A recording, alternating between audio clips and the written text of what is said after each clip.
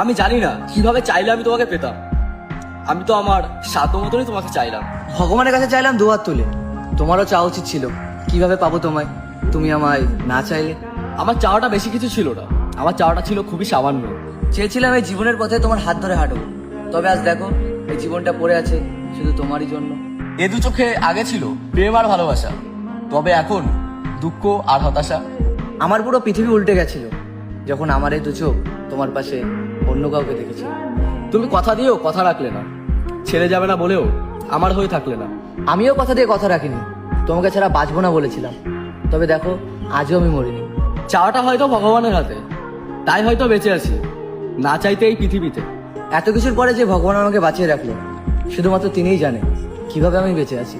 আজ আমি সবার আড়ালে চোখের জল মুছি। সবাইকে দেখায় সুস্থতা আর মুখে মুচকি হাসি। অশান্ত মন বোঝাই কাকে হারিয়ে চাই